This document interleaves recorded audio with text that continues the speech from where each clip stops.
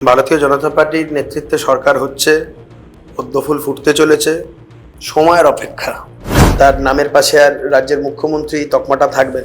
ভবানীপুরে তো জিতছেন না, তাহলে কোথা থেকে এমএলএ না হলে তাহলে বিরোধী দলনেত্রী কি করা হয় বিধানসভা? বাচ্চা ছেলে, তার ভোটাধিকারও আসেনি, তার ভোটাধিকারও নেই, 18 বছরও হয়নি, তাকে পাঠিয়ে দিয়েছে ভোট দেওয়ার জন্য। ধরা পড়ে গেছে। জেতার পর দিন থেকেই আমি কাজে নেমে পড়তে চাই, আমি একটা দিনও সময় নষ্ট করতে চাই না। বিদায় লগ্নে দু চারটে কথা বলে যদি ওরা মনের দিক থেকে শান্তি পায়, পাক। কুণাল ঘোষের মতন মানুষজন, এগুলো সম্পর্কে যত কম কথা বলা যায় ততই ভালো। ব্যারাকপুরে ভারতীয় জনতা পার্টি জেতার পরে তৃণমূলের একটা কর্মী সমর্থকদের গায়ে একটা আঁচড়ের দাগ আসতে দেবো না। মমতা বন্দ্যোপাধ্যায় দেখতে পাচ্ছ স্ট্রং রুমে গিয়ে বসে আছে। অতীতে কোনোদিন দেখেছি এই ঘটনা? দ্বিতীয় দফা প্রথম দফা সব ভোট নির্বাচন কমপ্লিট হয়ে গেল, পুরো শেষ। 92% বা 90%-এর উপরে দু দফাতেই ভোট পড়ে গেল। কি মনে হচ্ছে, আবহাওয়া কোন দিকে গড়াচ্ছে? ভারতীয় জনতা পার্টির নেতৃত্বে সরকার হচ্ছে, পদ্মফুল ফুটতে চলেছে, সময়ের অপেক্ষা। এটা আমরা 4 তারিখের জন্য অপেক্ষা করে আছি। সমস্ত রাজ্য জুড়ে সমস্ত বিজেপি কার্যকর্তারা, সাধারণ মানুষ সবাই উদ্গ্রীব হয়ে আছে। সরকার হতে চলেছে, এই বিষয়ে কোনো সন্দেহ নেই। তুমি দেখো না, গতকালকে মমতা বন্দ্যোপাধ্যায় যে ভঙ্গিমাতে বিরোধী নেত্রীর ভূমিকায় অবতীর্ণ হলেন, তিনিও বুঝতে পেরেছেন যে তিনি এবারে তার নামের পাশে আর রাজ্যের মুখ্যমন্ত্রী তকমাটা থাকবেন। রাজ্যের প্রাক্তন মুখ্যমন্ত্রী এবং বিরোধী নেত্রী হিসেবে তাকে লড়তে হবে। দলনেত্রী হবে না, কারণ ভবানীপুর তো জিতবেন না। আবার যদি কাউকে হারিয়ে মানে রিজাইন করি, আবার যদি বিধানসভায় জিতে আসেন, তখন আবার বিরোধী দলনেত্রী স্ট্যাটাস যদি পান। ভবানীপুরে তো জিতছেন না, তাহলে কোথা থেকে এমএলএ না হলে তাহলে বিরোধী দলনেত্রী কি করা হয় বিধানসভা? সে প্রচুর পয়সা করি আছে, খরচা করে বাইরে থেকে লোক নিয়ে আসবে। বাইরে বিহার থেকে তেজস্বী যাদব, লালু প্রসাদ যাদবের সাথে খুব ভালো সম্পর্ক। ঝাড়খণ্ড থেকেও লোকজন আনতে পারে, বাইরের রাজ্য থেকে লোক আনতে পারে। বাইরের রাজ্যের লোকজন আছে তো, পয়সা করে দিয়ে নিয়ে আসবে। সব চোরেদের সব তো ওদের একটা জোট হয়েছে, ইউনিয়ন হয়েছে, চোরেদের ইউনিয়ন। সেই চোরেদের ইউনিয়নদেরকে ভাড়া টাড়া করে বাস স্ট্যান্ডের ভাড়া দিয়ে নিয়ে আসতে পারে, আনতেই পারে, নিশ্চয়ই আনতে পারে, কেন আনতে পারে না? ব্যারাকপুরে ভোট প্রায় 90% কাছাকাছি। সবাই বলছে যে খুলে ভোট দিয়েছে বিজেপিকে ব্যারাকপুরে। আপনি এতদিন ধরে প্রচার করলেন, কি বুঝলেন? দেখুন, মানুষের এই মানে রায়কে কোনোভাবেই আমরা তো বলতে পারি না মানুষ কাকে ভোট দিয়েছে না, তবে যেটা আবহাওয়া, যেটা মানুষের মুখ দেখে মনে হয়েছে, মানুষ যেভাবে রিয়াক্ট করেছে, তাতে করে 100% নিশ্চিত থাকা যায় যে ভারতীয় জনতা পার্টির সরকার হতে চলেছে এই রাজ্যে। ব্যারাকপুরের মার্জিন মোটামুটি আমার ধারণা আমি জিতবো। মার্জিন নিয়ে কথা বলার ধৃষ্টতা আমার নেই, আমি সেই ধৃষ্টতা দেখাবো না। জিতবো, এইটুকু বলতে পারি। ভোটের দিন দেখা গেছিল একটা কারচুপির অভিযোগ নিয়ে তুমি অভিযোগ করেছিলে। আদৌ সেটা সারাপত্র কি ছিল? এটা বাচ্চা ছেলে, তার ভোটাধিকারও আসেনি, তার ভোটাধিকারও নেই, 18 বছরও হয়নি, তাকে পাঠিয়ে দিয়েছে ভোট দেওয়ার জন্য। ধরা পড়ে গেছে। ওই ওয়ার্ডের কাউন্সিলর সব এই সমস্ত লোকজনকে ম্যানিপুলেট করে পাঠাচ্ছিল, টিটাগড়ের 12 নম্বর ওয়ার্ডের কাউন্সিলর। তো এগুলো তো আছেই, বিভিন্ন জায়গায় করার চেষ্টা করেছে, ধরা পড়েছে। কিছু জায়গায় অল্প বিস্তর হয়তো করেওছে বলে আমার ধারণা, কারণ অনেক মুসলিম বুথগুলোতে সেখানে আমাদের এজেন্ট থাকে না, কারণ সেই সমস্ত জায়গায় আমাদের লোক খুব সংখ্যাটা কম। কিছু জায়গায় অ্যাডভান্টেজ নিয়েছে ওরা, একটা আদারওয়াইজ ঠিক আছে। মিঠুন চক্রবর্তী এসেছিল, আপনার ভাই বলে সম্বোধন করলো, প্রায় বললো যে আপনি জিতবেন। এটা কতটা আবেগ? না, মিঠুনদা তো আমার সাথে, দেখুন, মিঠুনদার অনেক দিনের সম্পর্ক এবং মিঠুনদার সাথে একটা ব্যক্তিগত সম্পর্কের জায়গা আছে। উনি আমাকে ভালোবাসেন, স্নেহ করেন।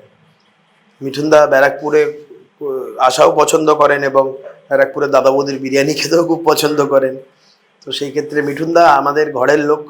মিঠুনদা আমার কেন, গোটা বাংলা তথা দেশের সবার ঘরের লোক, এবং মিঠুনদা আমাদের বাঙালির গর্ব। মিঠুনদা আসাটা অত্যন্ত আমার কাছে একটা আশীর্বাদের মতো।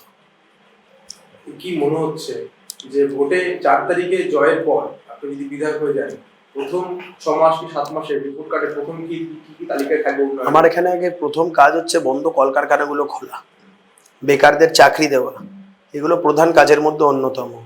তারপরে তো বাদ বাকি রাস্তাঘাট সমস্তটাই। দেখুন, আমি মানুষের মধ্যে থেকে, মানুষের সাথে থেকে মানুষের সমস্যাগুলো সমাধান করতে চাই।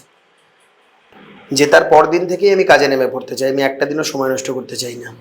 কিন্তু বাস্তবে দেখা যায় এমএলএ বা এমপিদের এরকম দেখা যায়, কিন্তু কৌস্তব বাগচি, আমি কৌস্তব বাগচি, আমি আমার কথা বলতে পারি, বাকিদের দায়িত্ব আমি নিতে পারবো না। এখন বিজেপি প্রার্থী যতটা মানুষের কাছে, একদম 100 বার। আর আমাদের দল তো শেখায় মানুষের কাজ করার জন্য। আমি তো দলের বাইরে নই, দল আমাকে স্বীকৃতি দিয়েছে, দল আমাকে প্রার্থী করেছে, দল আমাকে উঠতে বললে উঠবো, বসতে বললে বসবো। আমি দলের কথার বাইরে নই। আর দল যেখানে মানুষের সাথে থেকে মানুষের কাজ করা শেখায়, সেখানে আমি অন্যত্র করবোটা কীভাবে? এখানে ব্যক্তিগত ইচ্ছা, ব্যক্তিগত চাওয়া পাওয়ার কোনো জায়গাই নেই। সবটাই দলকে কেন্দ্র করে, সবটাই মানুষকে কেন্দ্র করে।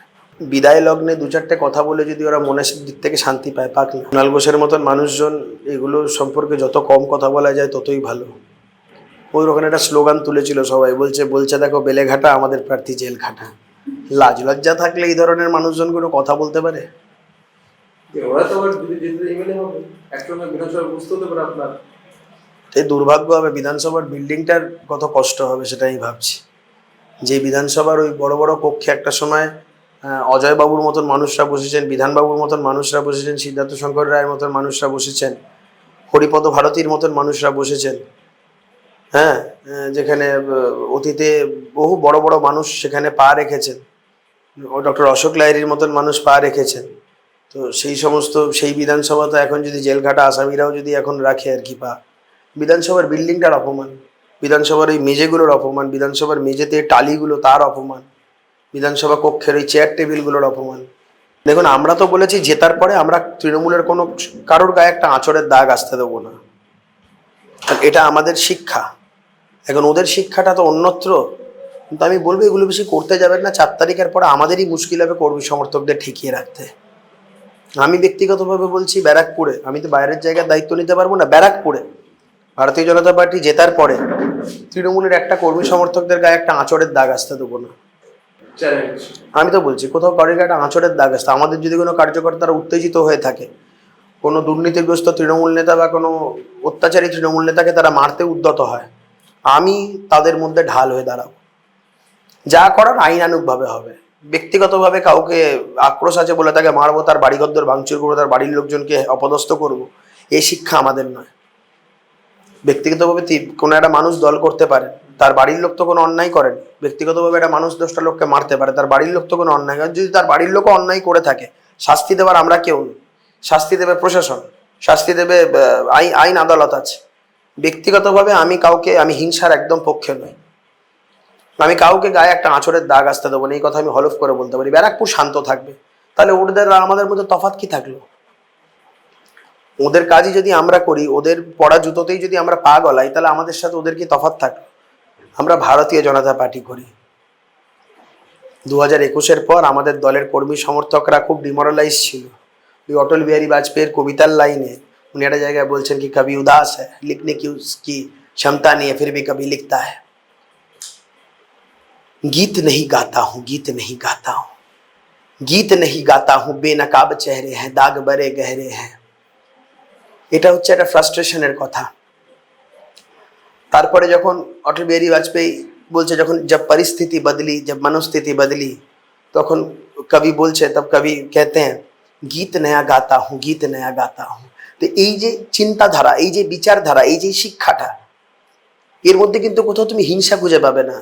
21-এর পর থেকে কর্মীরা অনেক হিংসা সমস্ত কিছুর সম্মুখীন হয়েছে। তারপরে তারা আবার ঘুরে দাঁড়িয়ে বলেছে গীত নয়া গাতা হুঁ।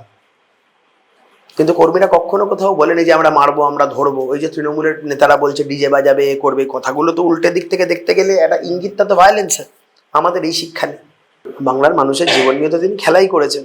আমরা তো চাই না মানুষের জীবন নিয়ে খেলা করতে।